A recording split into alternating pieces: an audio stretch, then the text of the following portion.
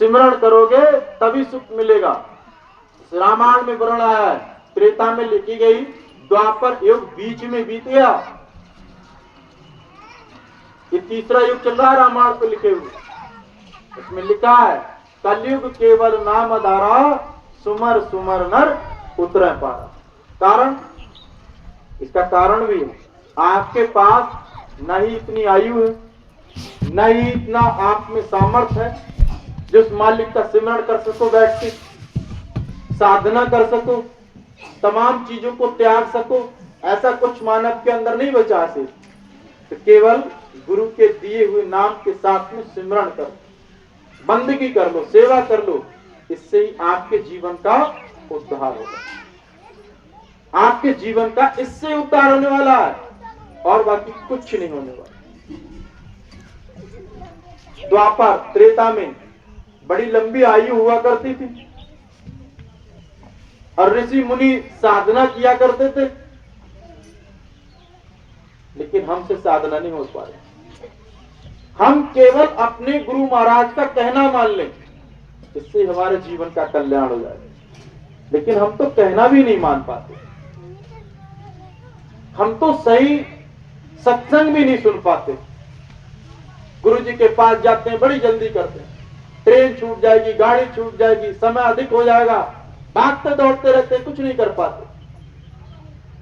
पूज्य महाराज जी कहते हैं डेरे में आए हो तो कुछ सेवा कीजिए। आप सेवा नहीं करोगे तो आपके जीवन का, महाराज जी ने उदाहरण दिया है इसका, तन की सेवा करने से तन निर्मल होता है, मन की सेवा करने से मन निर्मल होता है, धन की सेवा करने से धन निर्मल होता है, और गरीबों की सेवा से आपका परमार्थ बनता है। परमार्थ मतलब जो आपने गरीब लोगों की सेवा की, उससे जो दुआ निकली, आप ध्यान पे बैठोगे तो आपको मदद मिलेगी। जब आप ध्यान पे बैठोगे तब मदद मिलेगी आपको, उसकी दी हुई दुआ। लेकिन ये समस्त संसार बड़ा विचित्र है, जो उस शान शौकत में फंसा हुआ है, उससे निकलने का कोई रास्ता उसे सूझ नहीं रहा, उसे कोई रास्ता नहीं सूझ रहा है। और ये कलयुग कोई छोटी मोटी अवधि नहीं है, बड़ी लंबी अवधि है। इसमें हर एक मानव फंसा हुआ है, उससे निकलने का कोई रास्ता नहीं मिल रहा। अगर संत की शरण में जाओगे तभी रास्ता मिलेगा, अन्यथा रास्ता मिलने वाला है। कलयुग का अर्थ है बिन मशीनगिरी के कोई इंसान एक कदम आगे नहीं रख पा रहा है। मशीन के बिना एक कदम आगे नहीं रख पा रहा है। पहले साइकिल नहीं हुआ करती थी, साइकिल आ गई, मोटरसाइकिल आ गई, कार आ गई, हेलीकॉप्टर आ गए, अब तो हर जेब में मशीन है। हर मानव की जेब में मशीन रखी हुई है, वो उससे बाहर नहीं निकल पा रहा। धर्म की बात नहीं सुनता, अधर्म की बात आएगी तुरंत सुनेगा। धर्म की बात सुने तो मन में जो शुद्ध विचार आएंगे, उससे हमारे जीवन का काम बनेगा। लेकिन हम तो झगड़े सुनते, हम उन मशीन से झगड़े सुनने का कार्य करते, केवल झगड़े, उल्टे सीधे कार्य ही सुनते हैं और कुछ नहीं सुनते। हम सबके जीवन में ऐतिहासिक क्या है, इसको समझाने के लिए संत इस दुनिया में विचरण कर रहे हैं। हमारे पूज्य भैया जी महाराज दिन भर रात लगे हुए हैं, एक घड़ी सोने का अवसर प्रदान नहीं हुआ उनको, एक घड़ी भी सो नहीं पा रहे हैं। क्यों? हम सब मानवों का उद्धार करने के लिए, हम सबको तारने के लिए वो आए हैं। सनातन जन जागृति यात्रा निकालते हर घर जा रहे हैं, और जिस घर में जाते हैं, जिसमें उनकी दृष्टि पड़ती है, जिसमें उनके कदम पड़ते हैं, वो घर क्या हो जाता है? मंदिर और शिवाला हो जाता है। जिस घर में सदगुरु के चरण पड़ जाए, वो मंदिर व शिवाला हो जाता है, घर घर नहीं रहता। क्योंकि प्रभु राम के चरण छुआने से पत्थर की अहल्या तर गई। सदगुरु के चरण जिस घर में पड़ जाते हैं, वो आनंद में हो जाते हैं। हमारे पूज्य गुरु महाराज दिन भर रात लगे हुए हमें समझाने का प्रयास कर रहे हैं झगड़ा ना करो, नहीं तो इसका भोग भोगना पड़ेगा आपको। कोई ऐसा दुराचार्य कार्य ना करो, उसका भोग आपको भोगना पड़ेगा। और इसका जब भोग भोगोगे तो गुरु जी को याद करोगे, और जब अंत में गुरु जी को याद पड़ोगे तो उन्हें भी पीड़ा होगी।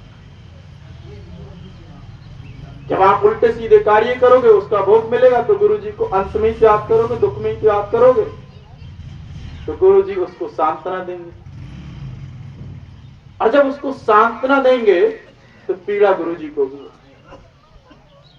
संत आते हैं, वो कहते हैं ऐसा कोई अनुचित कार्य ना करिए संसार में जो आपके गुरु को भी झेलना पड़े।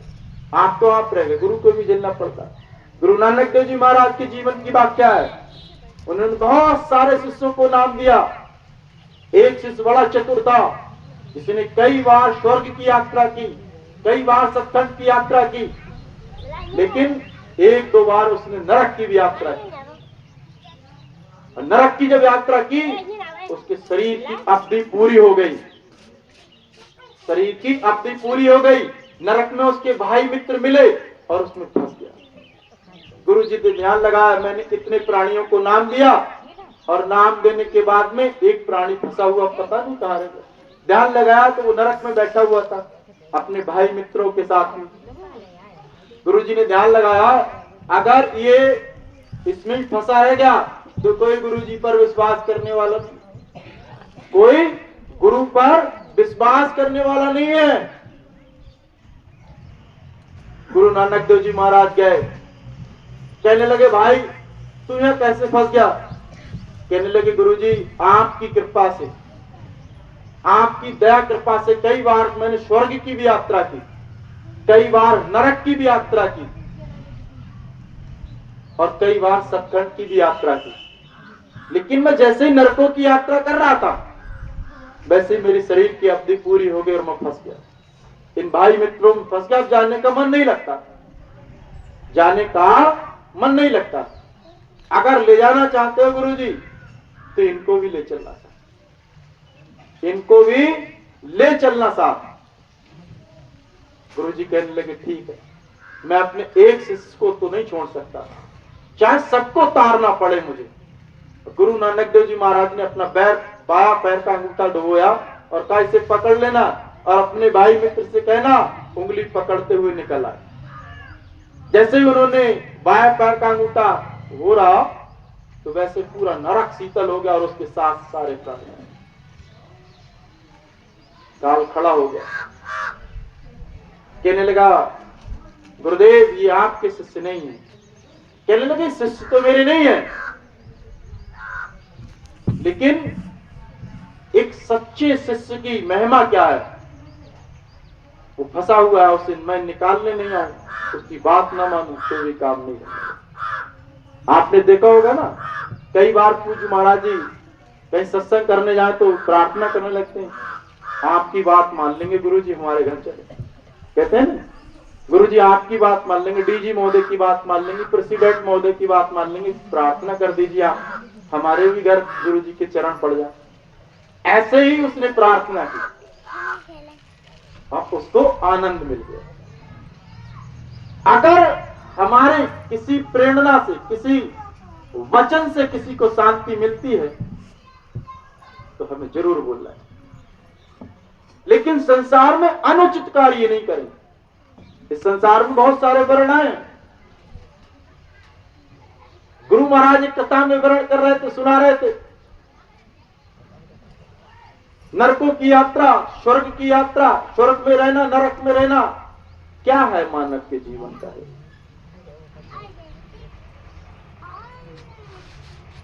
मानवों ने बड़ी चिंता की, जीवात्माओं ने बड़ी चिंता की, गुरुजी हम इस नरक में भूखे प्यासे कई अरब सालों से पड़े हैं, लेकिन हमें खाने को कुछ नहीं। बड़ा खीर का बड़ा पतीला है जिसकी 300-400 फीट हाइट है, रखा हुआ तो है, लेकिन हम उस पर चढ़ नहीं पाते और हम उसको चख नहीं पाते, इसीलिए भूखे पड़े। गुरु जी कहने लगे ठीक सुना, उन्होंने कहा स्वर्ग भी जाना, स्वर्ग में गए तो उन्होंने देखा 3-4 फीट का पतीला जिसमें खीर बड़ी सुंदर परमात्मा ने बना के रखी हुई है। लेकिन वहां के बड़े जीव चतुर हैं, उन्होंने वहां सीढ़ी लगा ली और सीढ़ी लगाकर वो प्रेम से चख रहे हैं, वो प्रेम से चख रहे हैं, उस खीर का स्वाद ले रहे हैं और आनंद पूर्वक अपना जीवन यापन कर रहे हैं। क्या है ये? उन्होंने समझाया ये वो दिशा है, हम इस नरक में पड़े हैं, मृत्युलोक में पड़े हैं, लेकिन हम सही दिशा में अपना कदम नहीं बढ़ा रहे, अपनी सोच विवेक को नहीं बढ़ा रहे हैं, इसीलिए हम अपने कर्मों का फल भोग रहे हैं।